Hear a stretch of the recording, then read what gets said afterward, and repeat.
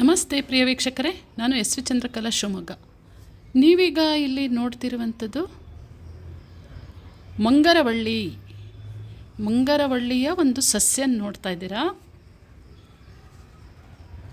ಇದು ಇತ್ತೀಚೆಗಂತೂ ತುಂಬ ಪ್ರಚಲಿತವಾಗಿ ಇದ್ರ ಬಗ್ಗೆ ಎಲ್ಲ ಕಡೆ ಒಂದು ವ್ಯಾಪಕವಾದ ಚರ್ಚೆ ನಡೀತಾ ಇದೆ. ಇದು ಮಂಗರವಳ್ಳಿ ಬೇರು ಬಹಳ ಹಿಂದಿನಿಂದಲೂ ಇದ್ದರೂ ಕೂಡ ಇದನ್ನು ಒಂದು ಬೋನ್ ಸೆಟ್ಟರ್ ಅಂತ ಹೇಳಿ ಇದರ ಒಂದು ಔಷಧೀಯ ಗುಣಕ್ಕೋಸ್ಕರ ಇದು ತುಂಬ ಈಗ ಪ್ರಸಿದ್ಧಿ ಪಡ್ಕೊತಾ ಇದೆ. ಏನೆಂದರೆ ಇದಕ್ಕೆ ಒಂದು ಈ ಥರ ನೋಡಿ ಹೀಗಿರುತ್ತಿದ್ದು ಒಂದು 4 ಮೂಲೆ ಇದಕ್ಕೆ ಹೊಂದಿರೋಂಥದ್ದು. ಮತ್ತು ಹೀಗೆ ನಮ್ಮ ದೇಹದಲ್ಲಿ ಏನು ಬೋನು ಎಲ್ಬು ಮೂಳೆಗಳು ಹೇಗೆ ಜಾಯಿಂಟ್ ಇರುತ್ತೆ ಆ ರೀತಿಲಿ ಇರುತ್ತೆ. ಅದಕ್ಕೋಸ್ಕರ ಇದಕ್ಕೆ ಮಂಗರಬಳ್ಳಿ ಅಥವಾ ಮಂಗರವಳ್ಳಿ ಅಂತ. ಮತ್ತು ಇದ್ರ ಕಲ್ಟಿವೇಷನ್ ಇದ್ರ ಬೇಸಾಯ ಅಂತೂ ತುಂಬ ಸುಲಭ ಇದೆ. ಈಗ ದೊಡ್ಡದು ಇರೋದ್ರೊಳಗೆ ಒಂದು ಸಣ್ಣ ಕಟ್ಟಿಂಗು ಒಂದು 2 ಕಣ್ಣು, ಇದೊಂದು ಕಣ್ಣು, ಆಮೇಲೆ ಒಳಗಡೆ ಒಂದು ನೆಟ್ಟಿರ್ತೀವಿ.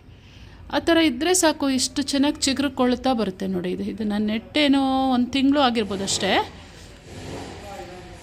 ಈ ಥರ ಚಿಗುರು ಬಿಟ್ಟು ಮೇಲ್ಗಡೆ ನೋಡಿ ಇವಾಗ ಈ ಥರ ಇಲ್ಲೇನಿದೆ ಅದೇ ಥರ ಬೆಳ್ಕೊತ ಇಲ್ಲಿ ಇದ್ರ ಮುಂದೆ ಡೆವಲಪ್ ಆಗ್ತಾ ಹೋಗುತ್ತೆ. ಇದು ಒಂದು ಬೋನ್ ಸೆಟ್ಟರ್ ಅಂತ ಹೇಳಿದ್ರೆ ಎಲುಬುಗಳು ಮೂಳೆ ಮುರಿದು ಪುಡಿಯಾಗಿರಲಿ ಏನಿರಲಿ ಇದರೊಳಗೆ ಒಂದು ನಾನಾ ಥರದ್ದು ಇದರಲ್ಲಿ ಔಷಧಿ ಎಣ್ಣೆ ಹಾಕಿಬಿಟ್ಟು ಎಣ್ಣೆ ಮಾಡೋಂಥದ್ದು ಇದೆಲ್ಲ ಬೇರೆ ಬೇರೆ ಮೆಥಡ್ ಇದೆ. ಇದು ಮಾಡೋಂಥ ನಾಟಿ ವೈದ್ಯರಿಗೆ ಗೊತ್ತಿರುತ್ತೆ.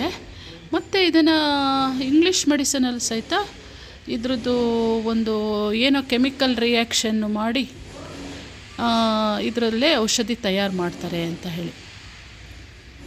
ಮತ್ತು ಖಾದ್ಯಗಳು ಇದರಲ್ಲೇ ಇದೇನೆಂದರೆ ಮುಳ್ಳು ಅಂತ ಏನೂ ಇರಲ್ಲ. ಆದರೆ ಮಾತ್ರ ಈ ತುದಿಲೇ ನಮಗೆ ಗೊತ್ತಿಲ್ಲದಿರೋಂಥ ಒಂದು ಹರಿತವಾದ ತುದಿ ಇರುತ್ತೆ. ಇದರಲ್ಲಿ ಚಟ್ನಿ ಮತ್ತು ತಂಬುಳಿಗಳನ್ನು ಮಾಡಬೇಕಾದ್ರೆ ಈ ಮೇಲಿಂದೆಲ್ಲ ಹೆರ್ಕೊಂಡು, ಅಂದರೆ ಬಲಿಬೇಕು ಇನ್ನೂ ಇದು ಮೇಲಿಂದೆಲ್ಲ ಹೆರ್ಕೊಂಡು ಇದರಲ್ಲೇ ಚಟ್ನಿ ತಂಬುಳಿ ಮಾಡೋದ್ರಿಂದ ದೇಹದೊಳಗೆ ಇರುವಂಥ ಯಾವುದೇ ಮೂಳೆ ನೋವು ಬರ್ತಾ ಇರುತ್ತೆ. ಕೆಲವರಿಗೆ ಕಾಲು ಕೈ ಕುತ್ತಿಗೆ ಹತ್ರ ಸುಮ್ಮನೆ ಮೂಳೆ ಒಳಗೆ ನೋವು ಬಂದು ಅವರಿಗೆ ಏನಾಗ್ತಾ ಇರುತ್ತೆ, ಯಾವ ಕೆಲಸ ಮಾಡೋಕ್ಕೂ ಆಸಕ್ತಿ ಇರಲ್ಲ. ಹಾಗಾಗಿ ಇದನ್ನೆಲ್ಲ ಬಳಸ್ತಾ ಇದ್ದಾರೆ. ಇದರಲ್ಲೇ ಖಾದ್ಯಗಳನ್ನು ನಾನಾ ಥರ ತಂಬುಳಿ ಚಟ್ನಿಗಳನ್ನು ಮಾಡೋದಲ್ಲದೆ ಮತ್ತು ಇದ್ರ ತಿರುಳನ್ನು ದೋಸೆಗೆ ಸಹಿತ ಹಾಕ್ತಾರಂತೆ. ನಾನು ಮಾಡಿಲ್ಲ ಯಾವತ್ತೂ. ಏನಂದರೆ ಎಲ್ಲ ಕಡೆ ಮಂಗರವಳ್ಳಿ ಬಗ್ಗೆ ನನಗೆ ಫೋನ್ ಮಾಡಿ ನಿಮ್ಮ ಹತ್ರ ಮಂಗರವಳ್ಳಿ ಬೇರಿದೆಯಾ ಅಂತ ಕೇಳ್ತಾ ಇರೋದು ನೋಡಿಬಿಟ್ಟು ನನಗೆ ನಿಜವಾಗ್ಲೂ ಹೇಳ್ಬೇಕಂದ್ರೆ ಇದು ನನ್ನ ಬೇಲಿಲಿ ಬೇಕಾದಷ್ಟು ಹಬ್ಬಿತ್ತು. ಈಗ ನಾವೇನು ಮಾಡದೇ ಇದ್ದಾಗ ಅದರೊಳಗೆ ಅದು ನಮಗೇನು ವ್ಯಾಲ್ಯೂ ಅನಿಸೋದೇ ಇಲ್ಲ.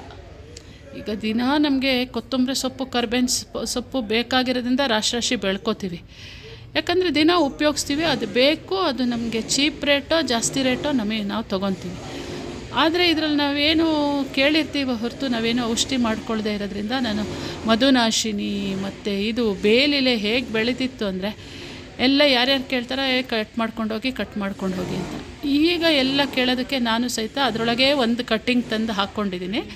ನಂದು ಬೇಲಿ ನಾನು ಗಿಡ ಎಲ್ಲ ಬೆಳೆಸೋಂಥ ಜಾಗದಲ್ಲಿ ಬೇಲಿ ಬದಿಗೆಲ್ಲ ಇದೆ. ಇದು ಹೀಗೆ ಜಾಯಿಂಟ್ ಹೋಗುತ್ತೆ. ಅದನ್ನು ಸುಮ್ಮನೆ ಸುತ್ತಿಟ್ಟಿದ್ದೀನಿ ನಾನು. ನೋಡೋಣ ಅಂತ 1 ತಿಂಗಳು ಹಿಂದೆ ಹಾಕಿದಾಗ ಇಷ್ಟು ಚೆನ್ನಾಗಿ ಚಿಗುರುತ್ತಾ ಇದೆ.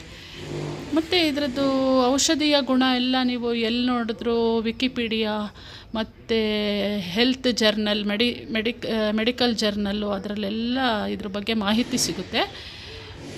ಏನೇ ಆಗಲಿ ಫಸ್ಟು ಬೆಳೆಸ್ಕೊಬೇಕು ನಾವು. ಅದೆಲ್ಲ ಮಾಹಿತಿ ತೊಗೊಳ್ಬೇಕಾರೆ ಅದರಲ್ಲಿ ಏನೋ ಒಂದು ಮಾಡ್ಕೊಳ್ಬೇಕು ಅಂದ್ಬೇಕಾದ್ರೆ ನಮ್ಮ ಹತ್ರ ಆ ಸಸ್ಯ ಇರಬೇಕಲ್ವ. ನಮ್ಮ ಹತ್ರ ಸಸ್ಯ ಇಲ್ಲದೆ ಸುಮ್ಮನೆ ನಾವು ಅದ್ರ ಬಗ್ಗೆ ತಿಳ್ಕೊಂಡೇನು ಉಪಯೋಗ ಅಂತ ಅನಿಸಲ್ಲ. ಹಾಗಾಗಿ ನಾನು ಕೂಡ ಇಲ್ಲಿ ಮನೆ ಹತ್ರ ಕೂಡ ಬೆಳೆಸ್ತಾ ಇದ್ದೀನಿ.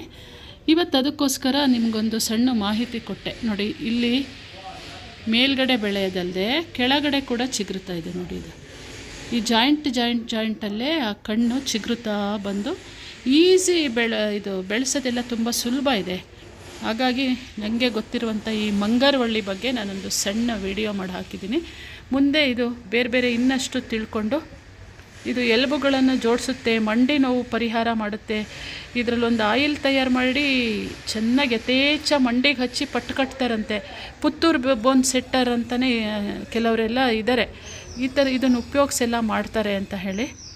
ಅದಕ್ಕೆ ಮುಂದೆ ಇನ್ನಷ್ಟು ತಿಳ್ಕೊಂಡು ಆಮೇಲೆ ನನ್ನ ಈ ದೊಡ್ಡ ಬಳ್ಳಿ ಮತ್ತು ಇದರಲ್ಲಿ ಯಾವ್ದಾದ್ರು ಮಾಡಿ ಅದರಲ್ಲಿ ಏನು ಗುಣ ಕಂಡಿದೆ ಅಂಥದ್ದನ್ನೆಲ್ಲ ವಿಚಾರ ತಿಳ್ಕೊಂಡು ಮುಂದೆ ಮತ್ತೊಂದು ದೊಡ್ಡ ವಿಡಿಯೋ ಮಾಡ್ತೀನಿ.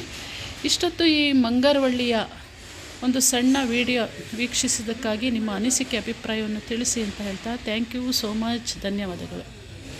ಇದ್ರ ಎಲೆ ಹೀಗಿರುತ್ತೆ ನೋಡಿ.